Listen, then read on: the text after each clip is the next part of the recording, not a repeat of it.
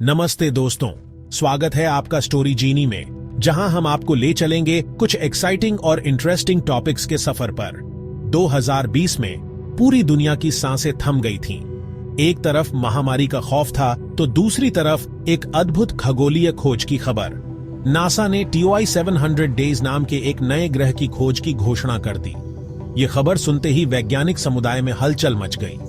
ये कोई आम प्लैनेट नहीं था। ये ग्रह हमारे सौर मंडल के बाहर था और इसके बारे में जानने के लिए वैज्ञानिक बेहद उत्सुक थे। ये अपने स्टार के हैबिटेबल जोन में मिला था। इसका मतलब था कि यहां पर पानी और जीवन की संभावनाएं हो सकती हैं। क्या ये अर्थ 2.0 हो सकता है? वैज्ञानिकों के मन में यह सवाल गूंज रहा था।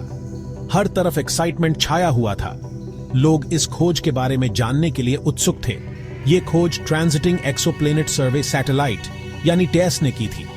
टेस ने इस ग्रह को खोजने में महत्वपूर्ण भूमिका निभाई। टेस एक स्पेस टेलीस्कोप है जो हमारे सोलर सिस्टम के बाहर प्लैनेट्स खोजता है। ये टेलीस्कोप स्टार्स की ब्राइटनेस में छोटे छोटे डिप्स ढूंढता है। ये स्टार्स की ब्राइटनेस में छोटे छोटे डिप्स ढूंढता है। ये डिप्स इस बात का संकेत हो सकते हैं कि उनके सामने से कोई प्लैनेट गुजर रहा है। ये डिप्स इस बात का संकेत हो सकते हैं कि उनके सामने से कोई प्लैनेट गुजर रहा है। TOI 700 डेज भी ऐसा ही एक डिप था। TOI 700 डेज भी ऐसा ही एक डिप था। इस डिप ने पूरी वैज्ञानिक दुनिया में हलचल मचा दी। ऐसा डिप जिसने पूरी वैज्ञानिक दुनिया में हलचल मचा दी। ये खोज इंसानी दिमाग की जीत थी। ये खोज इंसानी दिमाग की जीत थी। हम सदियों से चले आ रहे इस सवाल का जवाब खोज रहे हैं। क्या हम अकेले हैं? हम सदियों से चले आ रहे इस सवाल का जवाब खोज रहे हैं। क्या हम अकेले हैं? TOI 700 डेज इस सवाल का जवाब खोजने की दिशा में एक बड़ा कदम है। TOI 700 डेज इस सवाल का जवाब खोजने की दिशा में एक बड़ा कदम है। यह खोज हमें ब्रह्मांड में जीवन की संभावनाओं के और करीब ले जाती है। TOI 700 एक रेड ड्वार्फ स्टार है। यह हमसे लगभग 100 लाइट ईयर्स दूर डोराडो कॉन्स्टेलेशन में स्थित है। यह सदर्न स्काई में है। 100 लाइट ईयर्स सुनने में बहुत ज्यादा लग सकता है, और है भी, लेकिन कॉस्मिक स्केल पर यह बस एक छोटी सी दूरी है। कल्पना करो आप लाइट की स्पीड से ट्रैवल कर रहे हैं, बहुत तेज, सच में बहुत तेज। फिर भी आपको TOI 700 पहुंचने में 100 इयर्स लगेंगे। यह सफर स्पेस की विशालता को दर्शाता है। यह हमारे टेलीस्कोप्स की अद्भुत शक्ति को भी उजागर करता है। वो इतनी दूर मौजूद चीजों को भी डिटेक्ट कर सकते हैं। यह रेड ड्वार्फ स्टार हमारे सूरज से बहुत छोटा और ठंडा है, लेकिन इसे कम मत समझना। यह अभी भी एक शक्तिशाली फर्नेस है। यह एक दिलचस्प प्लैनेटरी सिस्टम को एनर्जी प्रदान करता है। TOI 700 एक छोटा सा स्टार है जिसके पास करने को बहुत कुछ है। इसके चारों ओर कम से कम 3 प्लैनेट्स ऑर्बिट कर रहे हैं। TOI 700b, TOI 700c और TOI 700 डेज। हर प्लैनेट अपने आप में अनोखा है। हर एक की अपनी कहानी है। TOI 700b सबसे अंदर वाला प्लैनेट है। यह साइज में लगभग अर्थ जितना बड़ा है। यह प्लैनेट अपने स्टार का एक चक्कर बस 9 डेज में पूरा कर लेता है। कितना छोटा साल। TOI 700c अर्थ से थोड़ा बड़ा है। यह प्लैनेट शायद एक गैस प्लैनेट है। यह स्टार का एक चक्कर 16 डेज में पूरा करता है। और फिर आता है TOI 700 डेज। यही वो प्लैनेट है जिसकी चर्चा हर तरफ हो रही है। न ज्यादा गर्म न ज्यादा ठंडा। हैबिटेबल जोन या गोल्डीलॉक्स जोन बिल्कुल सही रहता है। यह एक स्टार के आसपास का वो एरिया होता है जहां का टेम्परेचर किसी प्लैनेट की सरफेस पर लिक्विड वाटर को अलाउ कर सकता है। और जैसा कि हम जानते हैं, पानी जीवन के लिए बहुत जरूरी है। TOI 700 डेज अपने स्टार के हैबिटेबल जोन में स्थित है। यही बात साइंटिस्ट को इतना एक्साइट करती है। क्या इस प्लैनेट की सरफेस पर लिक्विड वाटर होगा? क्या यहां जीवन हो सकता है? संभावनाएं बहुत दिलचस्प हैं। हैबिटेबल जोन में प्लैनेट्स मिलना तो जैसे भूसे के ढेर में सुई ढूंढने जैसा है। ये एक रेयर और कीमती खोज है।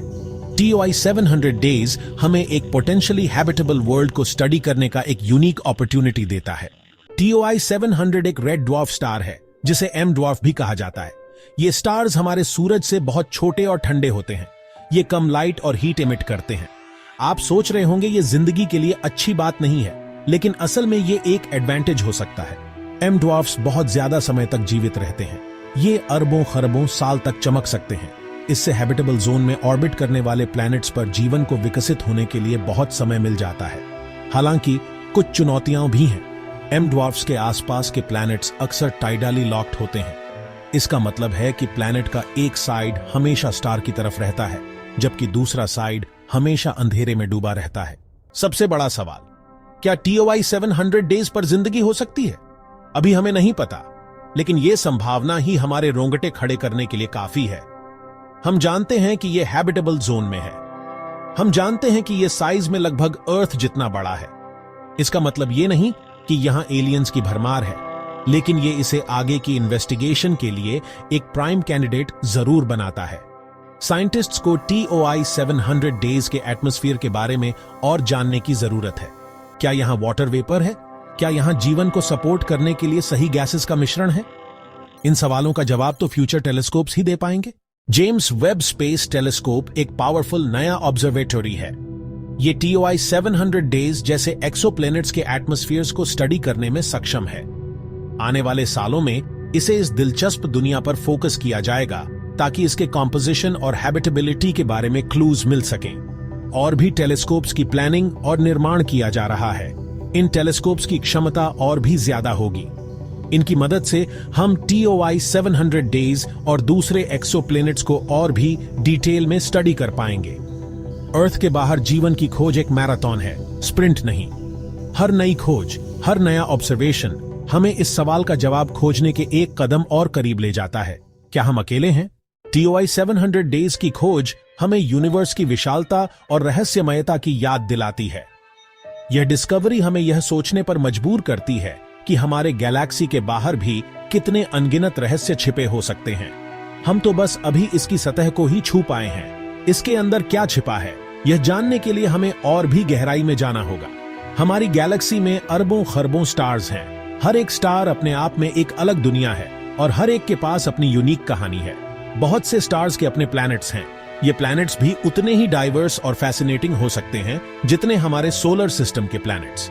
TOI 700 डेज पर जीवन की संभावना हमें वंडर और एक्साइटमेंट से भर देती है। क्या वहां पर भी जीवन है? अगर है तो वह कैसा होगा?